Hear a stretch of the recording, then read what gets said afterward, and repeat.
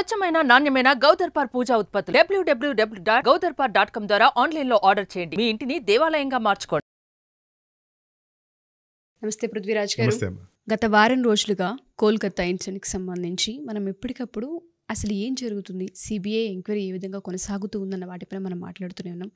ఇవాళ కనుక మనం చూస్తే ఏ రోజైతే నిందితుడిని పట్టుకోవడం జరిగిందో, సిబిఐ ఎంక్వైరీ కొనసాగిందో, నేనే చేశానని ఒప్పుకోవడం జరిగింది. తర్వాత కోర్టుకి ఎప్పుడైతే తీసుకొచ్చారో నేను కాదని చెప్పడం జరిగింది. ఎప్పుడైతే పోలిగ్రఫీ టెస్ట్ జరిగిందో నేను వెళ్ళేసరికి అమ్మాయి చనిపోయిందని చెప్పడం జరుగుతుంది. అసలు ఏది నిజం, ఏది అబద్ధం, దేన్ని నమ్మాలి, దేన్ని నమ్మకూడదన్న పాయింట్లో ప్రతి ఒక్క ఆడియన్ ఎవరైతే వాచ్ చేస్తూ ఉన్నారో వాళ్ళకు ఒక కన్ఫ్యూజన్ వచ్చింది. దీనికి అసలు న్యాయం జరిగే అవకాశం ఉంటుందా, జస్టిస్ వస్తుందా అని అడుగుతున్నారు.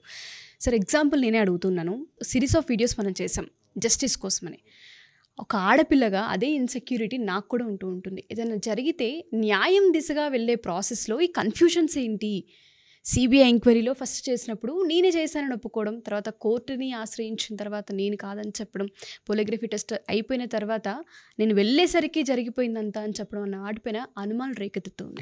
దీన్ని ఏ విధంగా చూడాల్సిన అవసరం ఉంది? అసలు వాస్తవ కోణాలు ఏంటి? న్యాయ విచారణ జరిగేటువంటి ప్రాసెస్లో ఇన్వెస్టిగేషన్, ఇంట్రాగేషన్ రెండు యాంగిల్స్లో మనం చేస్తాం. ఇన్వెస్టిగేషన్ అంటే మనిషిని, అతనికి ఉండేటువంటి ఎవిడెన్సెస్ కానీ అన్నీ చూసి వెరిఫై చేసి చెప్పేది ఇన్వెస్టిగేషన్. ఇంట్రాగేషన్ అంటే వ్యక్తిని మాత్రమే ప్రశ్నలు అడుగుతా చేసేదాన్ని ఇంట్రాగేషన్ అంటాం. ఇన్వెస్టిగేషన్, ఇంట్రాగేషన్ జరుగుతున్న ప్రక్రియలో అనేకమైనటువంటి మార్పులు చేకూరుతూ ఉంటాయి. అంటే మీరు అడిగిన ప్రశ్న కరెక్టేమ్మా, దానికి నేను కూడా ఒప్పుకుంటున్నాను. కాకపోతే లీగల్ సిస్టంలో ఏమవుతుందంటే ఏదైనా సరే న్యాయం జరగాలి ఒక వ్యక్తికి అంటే కనుక సంపూర్ణంగా విచారణ జరగాలి.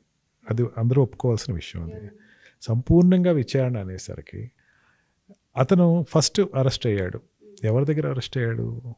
పోలీసు వాళ్ళ దగ్గర అరెస్ట్ అయ్యాడు. కన్ఫెషన్ స్టేట్మెంట్ ఇచ్చాడు. ఎవరి దగ్గర ఇచ్చాడు? పోలీసు వాళ్ళ దగ్గర ఇచ్చాడు. సిబిఐ వాళ్ళకి కాదు. ఇది బాగా గుర్తుపెట్టుకోండి. సిబిఐ వాళ్ళకి ఇప్పటివరకు అతను ఇప్పుడు పోలిగ్రాఫ్ టెస్ట్ తర్వాత విచారణ జరిగి అదేమి సిబిఐ వాళ్ళు ఇప్పటివరకు బయట పెట్టలేదు. కేవలం ఏంటంటే పోలీసు వాడికి ముందుగా ఇచ్చినటువంటి స్టేట్మెంట్ ఏదైతే ఉందో, ఈ అంటే 8 days తర్వాత 5 days తర్వాత ఈ స్టేట్ పోలీస్ నుంచి సిబిఐకి షిఫ్ట్ అయింది హైకోర్టు ఇంటర్వెన్షన్ తోటి. 8th నుంచి 9th జరిగినటువంటి ఇష్యూని, 9th వెళ్ళి ఆస్ట్రా జరిగినటువంటి ఇష్యూని 9th, 10th, 11th, 12th, 13th, 14th ఎప్పుడు సిబిఐకి ఇచ్చారు. ఈ లోపల పోలీసు వాళ్ళు, అక్కడ ఉండేటువంటి స్టేట్ పోలీసు వాళ్ళు అతని దగ్గర నుంచి ఒక కన్ఫెషన్ స్టేట్మెంట్ తీసుకుంటారు. దానిలో ఏమవుతుందంటే అతను ఒప్పుకున్నాడు, నేనే చేశాను, ఏం చేసుకుంటే చేసుకోండి అని చెప్పాడు. అన్నది నమ్మకే కదా సిబిఐకి ఇచ్చాం. సిబిఐకి ఎందుకు ఇచ్చాం?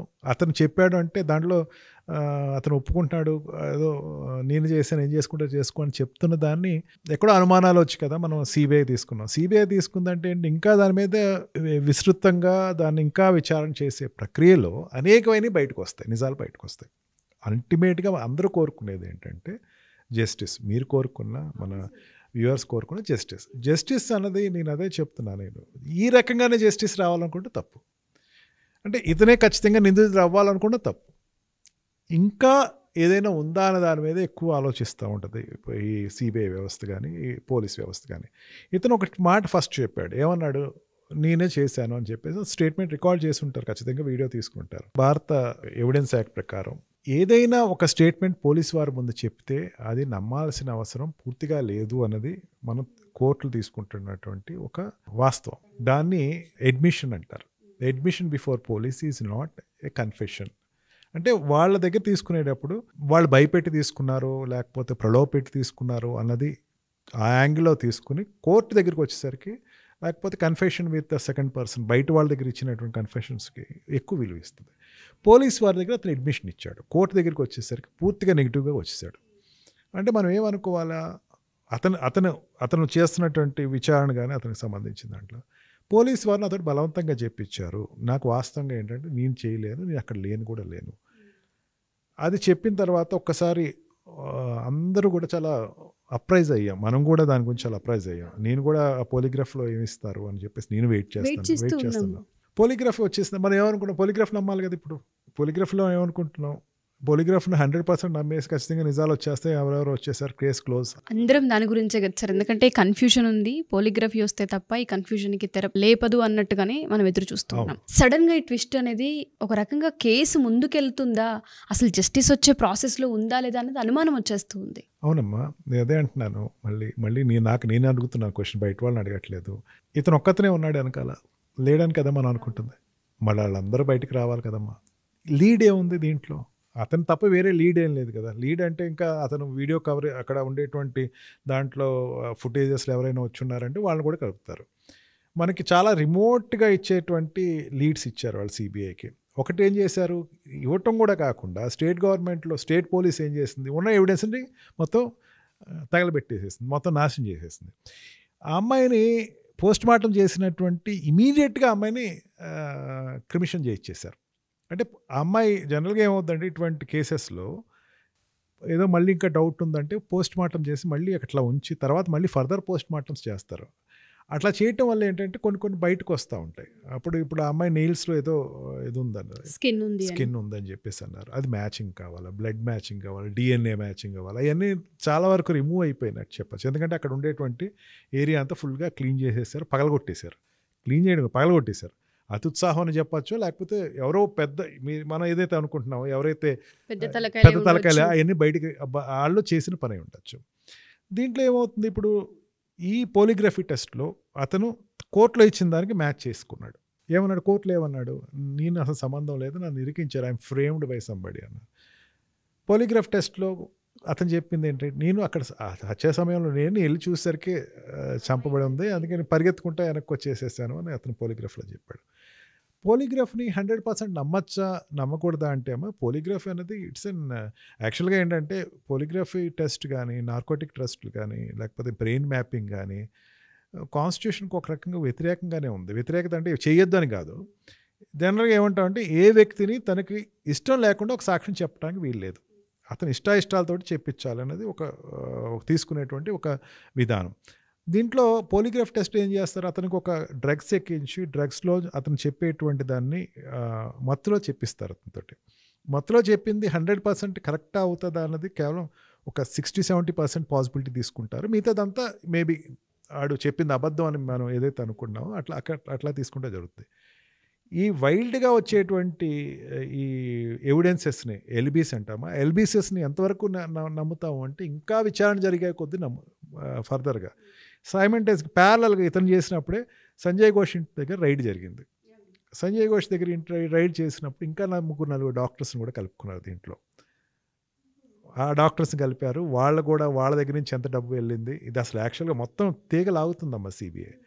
తీగలాగుతున్నప్పుడు ఇంకా వర్క్ చేయాలి కదమ్మా. ఏదైతే పోలిగ్రఫీ జరుగుతుందో టెస్ట్ ఆ ప్రాసెస్లోనే ఆ టైంలో ప్రిన్సిపల్ ఇంటి పైన రైడ్ కూడా జరిగిందమ్మా. సిబిఐ వాళ్ళే రైడ్ చేశారు. అంటే ఈ ఏసీబీ రైడ్ వేరు, సిబిఐ రైడ్ వేరు. సిబిఐ రైడ్ చేశారు. సిబిఐ రైడ్ చేసి 15 ప్రాంతాల్లో అన్నీ శోధన చేయటం, సెర్చ్ చేయటం జరిగింది. అతని మీద కంప్లైంట్ కూడా వచ్చింది ప్యారలల్గా. ఇది అయిన తర్వాత ఒక ఉద్యోగి అతను చాలా అక్రమాలు చేసిన కంప్లైంట్ ఇచ్చారు. ఆ కంప్లైంట్ నేపథ్యంలో చేశారు.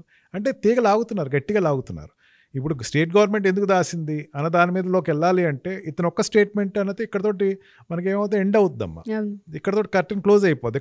ఇతనితోటి కాదు, ఇతను ఒకటి ఫ్రేమింగ్ అనుకుంటున్నాం, ఇతను ఎవరో పెట్టారు అని మనం ఏదైతే మనం నమ్ముతున్నామో మృగుడే, అతను ఒక మృగమే, లేకపోతే రాక్షసంగానే చేశాడు, మనకు దాన్ని కాదంటానికి ఏం లేదు. కానీ అతను ఇప్పుడు ఇచ్చిన స్టేట్మెంటు అందరినీ ఆశ్చర్యం కలిగిస్తుంది. అతన్ని చేయలేదు అంటే ఇంకొకరు చేసి ఉండాలి కదా, ఆ చేసిన వ్యక్తి బయట రావాలి కదా. అంటే ఇతని దగ్గర నుంచి లీడ్ ఇంకా ఫర్దర్ ఇన్వెస్టిగేషన్ చేయాలమ్మా. ఏదైనా సరే అమ్మా, ఏదైనా కావచ్చు, ఈ ఇన్వెస్టిగేషన్ ఎంత జరిగినా ఏం జరుగుతున్నా ఒక విషయం మాత్రం మనం బాగా గుర్తుపెట్టుకోవాలి, సుప్రీంకోర్టు చీఫ్ జస్టిస్ పర్యవేక్షణలో జరుగుతుంది. ఆయన నిరంతరం దీన్ని పర్యవేక్షిస్తున్నారు. తప్పు జరగదు, ఆలస్యం జరగదు.